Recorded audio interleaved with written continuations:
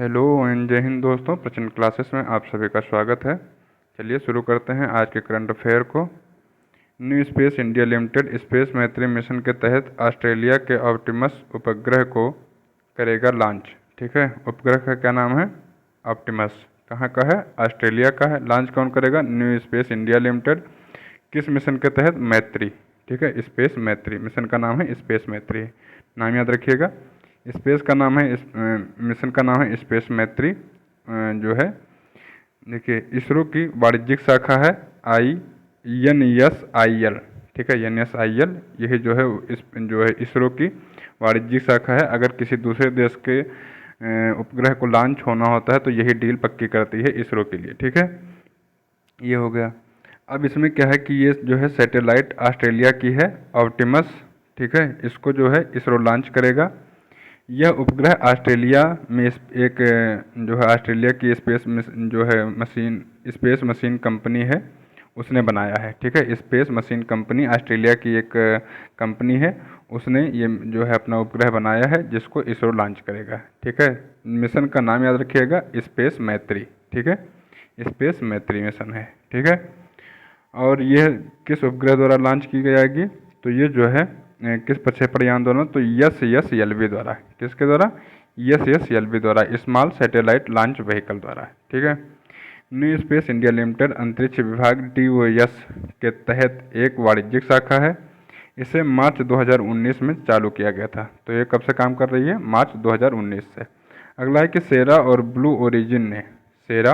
Blue origin दो कंपनियां हैं, ने भारत को बनाया मानव अंतरिक्ष उड़ान कार्यक्रम के लिए भागीदार राष्ट्र। अमेरिका स्थित अंतरिक्ष अन्वेषण और अनुसंधान एजेंसी सेरा और जेफ बेजोस की कंपनी ब्लू ओरिजिन, इसने क्या किया है कि अपने अंतरिक्ष उड़ान कार्यक्रम में भारत को शामिल कर लिया है। इसमें क्या करते हैं, आप जो है अंतरिक्ष में जाने के लिए पृथ्वी से 100 किलोमीटर ऊपर जाना रहेगा। इसमें आप इसमें रजिस्ट्रेशन कर सकते हैं, $2.5 अमेरिकी रुपया देकर अपना रजिस्ट्रेशन करवा सकते हैं। नंबर दूसरा है कि मिर्गी के दौरे को नियंत्रित करने के लिए UK में हुआ दुनिया का पहला ब्रेन ट्रांसप्लांट। मिर्गी का दौरा, आप जानते हैं मिर्गी का जो है रोग से दौरे पड़ने लगते हैं। तो इसमें क्या होता है कि यूके ने पहला दुनिया का ऐसा देश बन गया है जिसने ब्रेन ट्रांसप्लांट किया है। तो जो मरीज है उसका नाम है ओरान नोल्सन। क्या नाम है? ओरान नोल्सन। बस इतना याद रखिए कि UK ने किया है। ठीक है, मरीज का नाम बहुत कम पूछा जाएगा। हंगरी बना यूरोपीय परिषद का अध्यक्ष। तो अभी हंगरी यूरोपीय परिषद का अध्यक्ष 6 महीने बाद हर यूरोपीय देश में बढ़ता रहता है कि अभी ये है, दूसरी बार ये, दूसरी बार, हर 6 महीने पर चेंज होता रहता है। तो अभी हंगरी है, और इसके बाद जो है ये किसको दे देगा? तो ये अपनी सदस्यता दे देगा पोलैंड को। ठीक है, 6 महीने बाद 1 जनवरी को पोलैंड को सौंप देगा। 1 जुलाई से अभी हंगरी का चालू हो गया है। ठीक है, तो चलिए अगला है भारत थाईलैंड संयुक्त सैन्य अभ्यास मैत्री। क्या नाम है? मैत्री। भारत थाईलैंड के बीच हुआ है, 13वां संस्करण है। ठीक है, अब थाईलैंड में हुआ है। ये जो है एक बार थाईलैंड में होता है, फिर इंडिया में, फिर थाईलैंड में, फिर इंडिया में। तो इससे पहले 2019 में ये जो है मेघालय में हुआ था, मेघालय के उमरोई में। अब ये 13वां संस्करण थाईलैंड के टाक प्रांत में हो रहा है। टाक प्रांत में, फोर्ट वाचिरा प्राकन में। ठीक है, तो ये इतना याद रखने की जरूरत नहीं, थाईलैंड के टाक प्रांत में हो रहा है, इतना याद रखिए। चलिए अगला है कि विदेश मंत्री डॉक्टर एस जयशंकर आस्ताना में SCO के शिखर सम्मेलन में भारतीय प्रतिनिधिमंडल का करेंगे नेतृत्व। तो SCO का शिखर सम्मेलन इस समय चल रहा है, कजाकिस्तान की राजधानी है अस्ताना में। तो शंघाई सहयोग संगठन का जो है सम्मेलन हो रहा है, उसमें 24वीं बैठक कजाकिस्तान के अध्यक्षता में हो रही है। ठीक है, इसमें जो है 23वें शिखर सम्मेलन भारत में हुआ था ये, और इसमें ईरान भी शामिल हो गया था। तो अब 9 देश हैं टोटल मिला के इसमें, है ना। 17 में भारत इसमें शामिल हुआ था, 2017 में। और तब जब भारत शामिल हुआ था तब वो जो शिखर सम्मेलन हुआ था वो भी अस्ताना में ही हुआ था। ठीक है, तब उसमें भारत शामिल हो गया था, भारत और पाकिस्तान 2017 में। चलिए, विश्वनाथन आनंद ने 10वीं बार जीता लियोन मास्टर्स का खिताब। ठीक है, विश्वनाथन आनंद ने जो है लियोन मास्टर्स का खिताब जीता है 10वीं बार। ये होता कहाँ है? तो आइए देखिए, स्पेन के लियोन में, स्पेन के ये जगह है लियोन। तो स्पेन के लियोन में फाइनल में स्पेन के जेम सेंटोस को हराया है 3-1 से। किसने? अपने विश्वनाथन आनंद जी ने, ठीक है। और ये 10वीं बार जीत चुके हैं। इन्होंने 1996, 99, 2000, 2001, 5, 6, 7, 11, 16 और 24 में यहाँ जो है जीता है, 10 बार जीत चुके हैं। ये जो है 5 बार विश्व शतरंज चैंपियनशिप जीत चुके हैं, ठीक है, जॉर्डन में। और ये 2000 से 2002 तक 2002 तक आनंद फिडे विश्व शतरंज जो है विश्व शतरंज चैंपियन रहे हैं। फिडे विश्व शतरंज चैंपियन होता है, तो ये भी ये रह चुके हैं। तो मतलब सारे रिकॉर्ड ये जीत चुके हैं, सारी ट्रॉफी या जो खेल होता है शतरंज में वो सब जीत चुके हैं, ठीक है।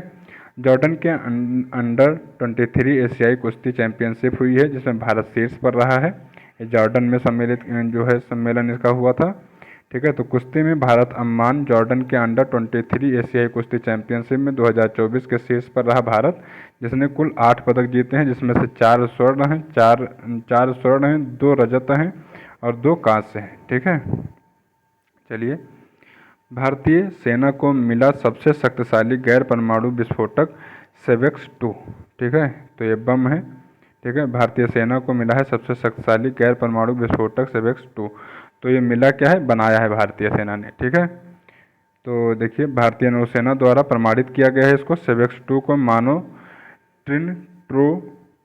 ट्रिनट्रोटोल्यून, ठीक है, ये याद रखिए, TNT कहा जाता है, TNT से 2 गुना घातक है। तो TNT से 2 गुना घातक है, ठीक है, ये बताया गया है। और इसे विश्व स्तर का सबसे शक्तिशाली गैर परमाणु विस्फोटकों में से एक माना जाता है। मतलब ये सबसे शक्तिशाली है, ये कह देना उचित नहीं है, क्योंकि चीन दावा कर रहा है कि उसने लगभग TNT का 10 गुना बना के, TNT से 10 गुना घातक उसके पास बम है गैर परमाणु, ठीक है।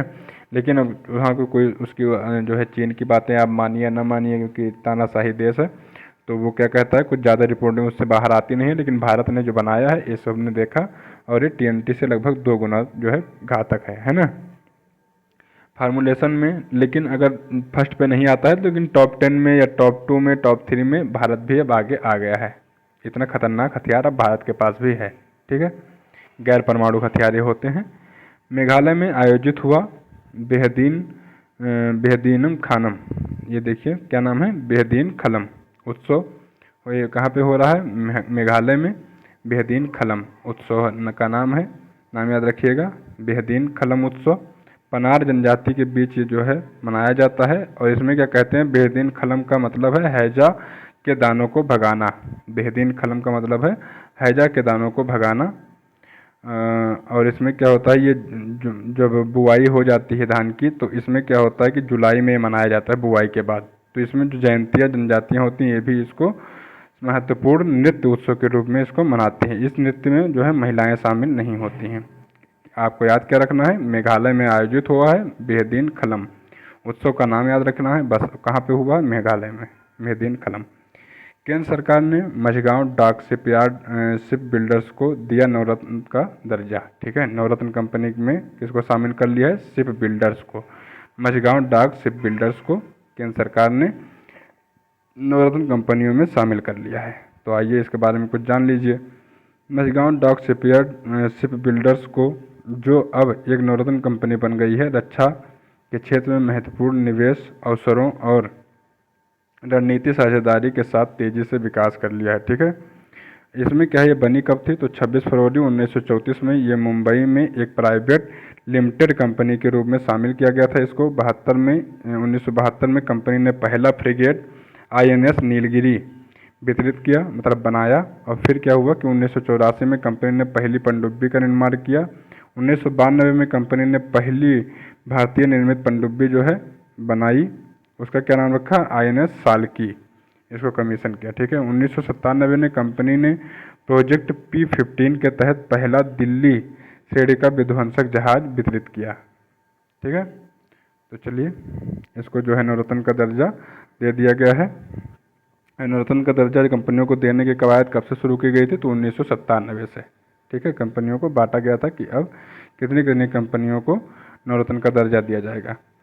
P गीता, नाम क्या है मैडम का, P गीता को पहले के सरस्वती अम्मा पुरस्कार से किया गया सम्मानित। ये कहाँ का पुरस्कार है, केरल का, ठीक है। केरल राज्य में पुरस्कार दिया जाता है के सरस्वती अम्मा पुरस्कार, के सरस्वती अम्मा पुरस्कार मिला किसको है, पी गीता को। ये पहला पुरस्कार मतलब इसी साल से चालू हुआ है। तो ये लेखिका हैं, आलोचक हैं और नारीवादी कार्यकर्ता हैं। कौन, पी गीता। तो इनको जो है नारीवादी अध्ययन के लिए विंग्स मतलब महिला एकीकरण और खेल के माध्यम से विकास, इसका विंग्स का फुल फॉर्म हुआ, केरल द्वारा स्थापित प्रथम के अम्मा सरस्वती पुरस्कार जो है दिया गया है। तो चलिए आज का करंट अफेयर पूरा होता है। मिलते हैं नए वीडियो के साथ में, तब तक के लिए नमस्कार, धन्यवाद।